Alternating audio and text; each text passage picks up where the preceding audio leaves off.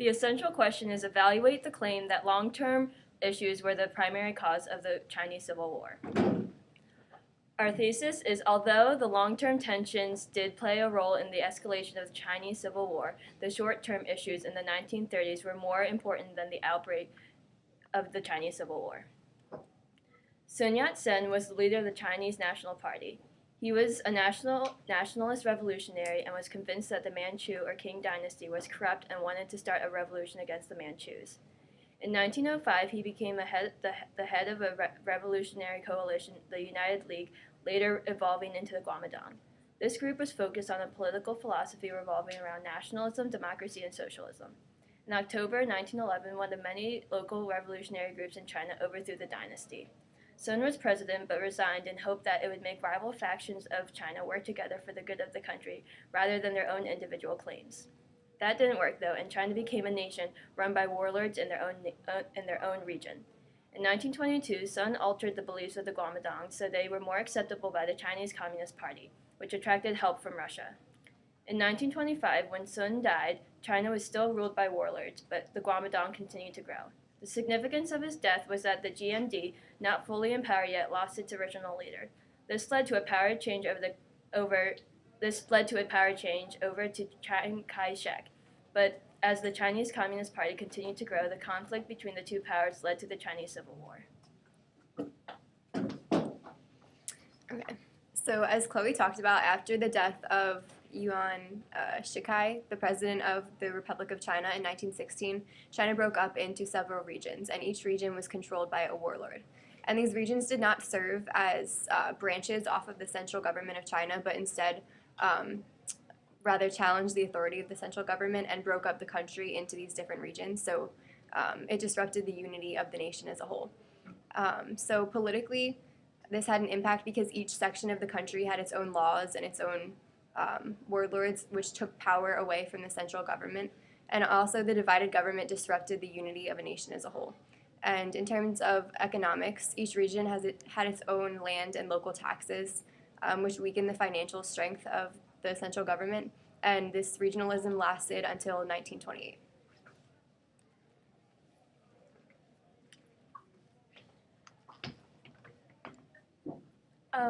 Going off of what Rachel said, once China was sectioned off into different communities, it also was based upon ideologies.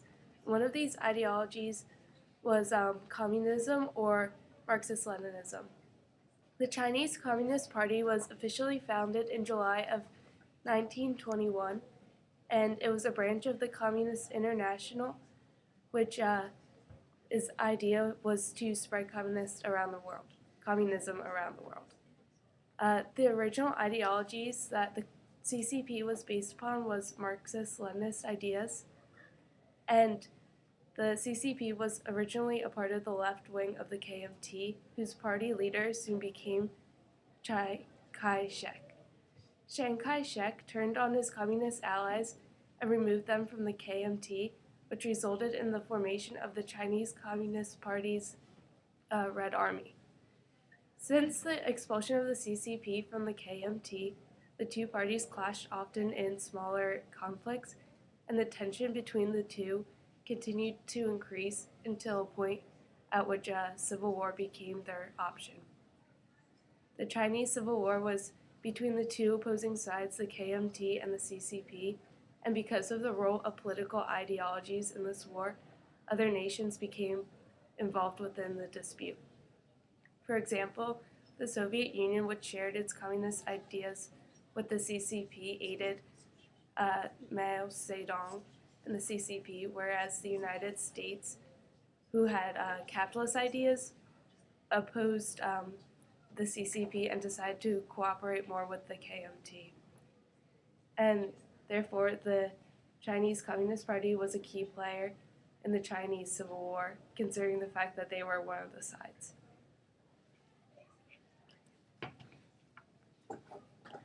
So Mao Zedong also had a lot of short-term effects when it comes to the Chinese Civil War that were very prevalent.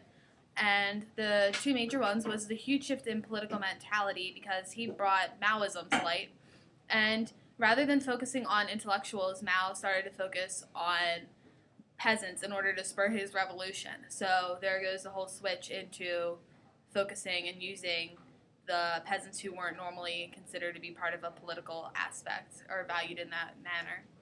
And then in a military sense, the Long March from 1934 to 35, Mao solidified his power, and that was a very quick short-term effect because he basically saved the CCP from a military perspective because his leadership confused the nationals and kept the CCP actually alive and a thing. So that was very prevalent in a very short term from when Mao started to take over, and that helped a lot with the Civil War.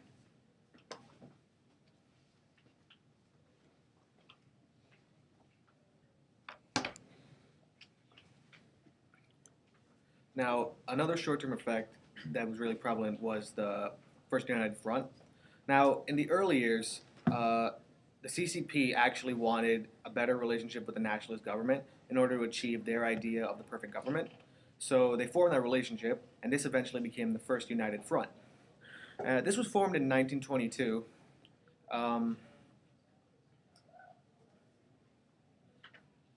This was formed in 1922 between the CCP and the Nationalist Party, with the whole mindset of achieving the perfect kind of government in China. And in 1927, however, this relationship ended up failing because of difficulties that arose with the death of Sun Yat-sen and the rise of Chiang Kai-shek to power in the GMD. Soon after, the Chinese Civil War started, and it continued until 1936. And when the Chinese Civil War started in 1927, the First United Front dissolved. Soon after, in 1936, with the invasion of Japan into China and the success of communist guerrilla warfare in the countryside, the Second United Front was created, and that soon ended as well, which then resulted in the continuation of the Chinese Civil War. Now, this is very much a sign that the short-term effects were very much a key factor instead of the long-term effects, because there were no long-term effects from the First United Front. More or less, it was basically just a continuation of short-term effects, which resulted in the Chinese Civil War onwards.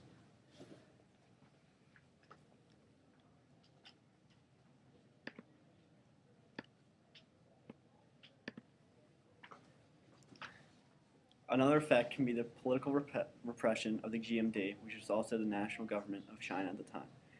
There was a mass purge of communists within the party, known initially as the Shanghai Massacre in 1927. This period of time led to continued purge of communists, and those who were not killed were forced out of controlled regions or underground. This relationship caused the CCP to form as it was originally a group within the Chinese government. This led to their rise of power and also affected the Chinese Civil War, as the Chinese government had to both fight the Japanese and try and contain the Communist Party.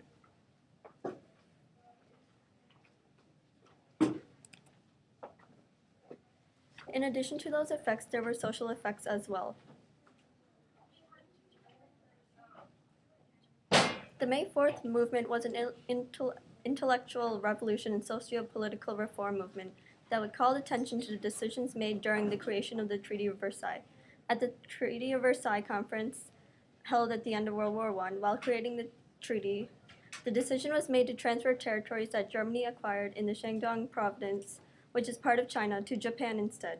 This was seen as one act of Japanese encroachment on China, which had been seen by young Chinese intellectuals since 1915.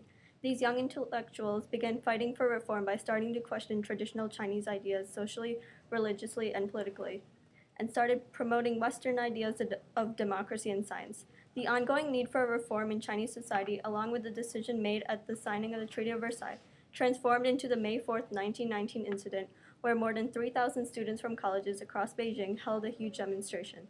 Their protest was extreme. They burned down the house of the Minister of Communications and assaulted China's minister to Japan, since both were pro-Japanese officials.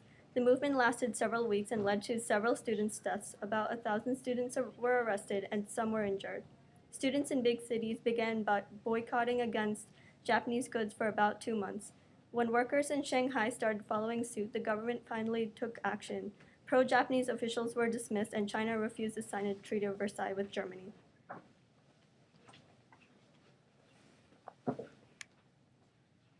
Initially, the intellectuals of the May 4th movement wanted to achieve national salvation through cultural reforms. However, as movement progressed, the May 4th movement transitioned towards more of a political ideology, adopting ideologies such as socialism, pragmatism, and syndicalism.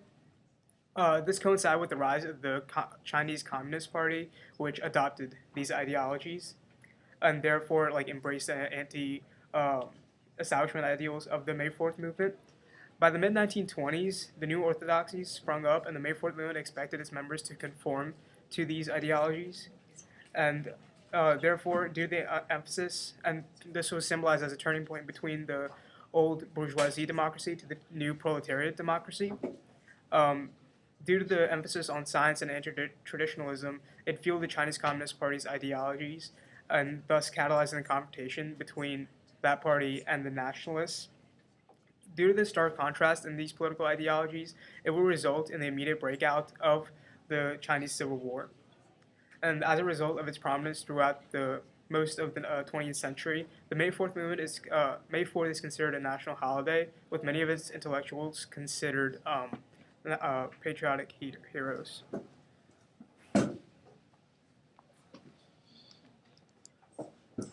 The warlord era was a time in China from approximately 1912 to 1949, in which the only form of centralized military power the only form of centralized government power was the military.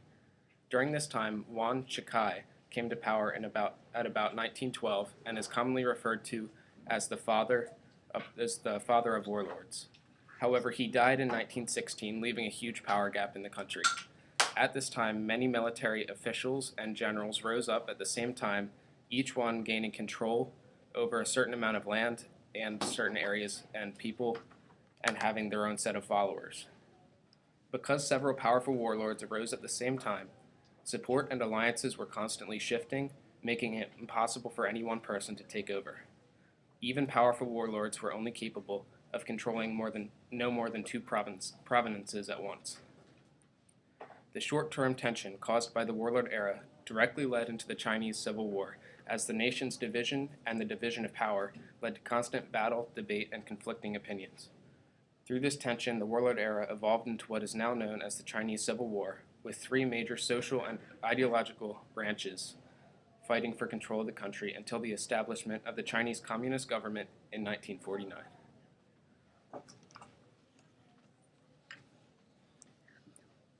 Warlordism. So warlordism brought insecurity to the economy and the society. Citizens were never secure, and fighting could happen at any time, which would endanger the lives and the property.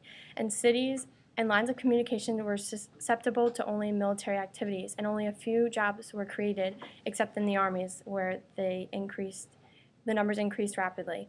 The economy was disintegrating, and there was little new investment possible. And also, there was no central government that could claim authorized control of China. Thus, no government could negotiate adequately with other foreign governments. Relationship to the Chinese Civil War. So, the impact of warlordism was the military and the military men who were the dominant figures, which were the warlords. The warlord era put an end to the concept of civilian rule in China, and there were only military solutions to problems of control, and no other techniques for the change of power or the introductions of new systems or government. And peasants lived under military rule and were forced into armies.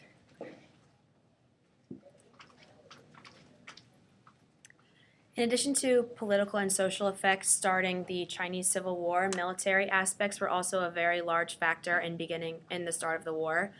In 1928, the KMT gained control in China when it succeeded in its military mission during the Northern Expedition.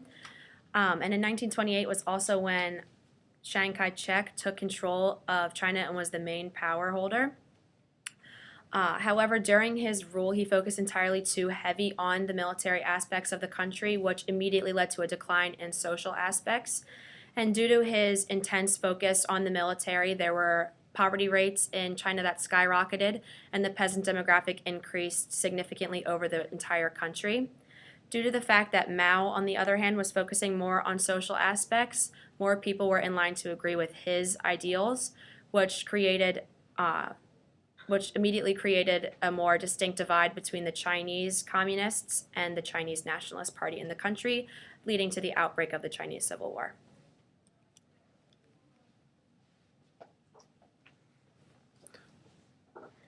The Northern Expedition was a military campaign from 1926 to 1928 that was led by the Chinese nationalists, and it was an attempt to take over the Beiyang government and other warlord factions. And this war would take place to take over territory that was lost during the summer, and to also overrun the Beiyang government that was a warlord group. The Chinese nationalists would end up winning the battles, and they would end up taking control of China. And this would lead to the Shanghai Massacre, as they targeted communists. And it would also lead for the nationalists to take over most of China and lead to the start of the Chinese Civil War.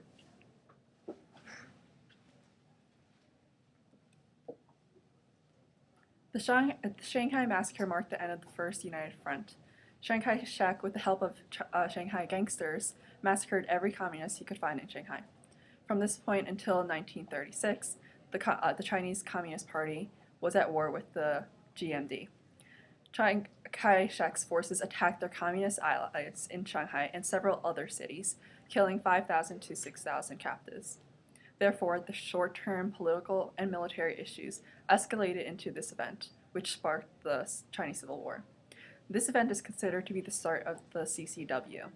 Although the long-term political tensions escalated into this event, the short-term military conflict was what started the Chinese Civil War in the first place. As another result to social unrest, the Autumn Harvest Uprising occurred. This uprising was led by Mao Zedong and took place September 7, 1927. Mao organized a small army of peasants in a fight against the Chinese Nationalist Party and the landlords. However, the KMT soldiers shut down the uprising, forcing Mao to retreat to the mountains, where he began to build up a force of rebel miners. This event was very important because it was the first armed confrontation or rebellion of the uprising and greatly changed the strategy of rebellion. The strategy became more centered upon guerrilla warfare, which influenced strategies for uprisings to come.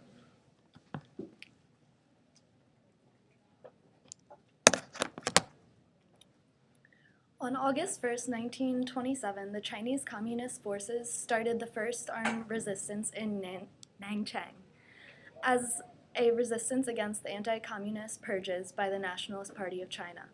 The short-term cause to try and purge the communists directly led to the uprising. Immediately after the first shots were fired, the Nationalist Party ordered the city to be attacked and occupied. On August 3rd, the Communist Party forces withdrew from the city to locate more forces and aid. From there, they moved on to other uprisings, such as the Autumn Harvest Uprising, led by Mao Zedong. So in conclusion, short-term causes were more important than long-term causes in the outbreak of the Chinese Civil War.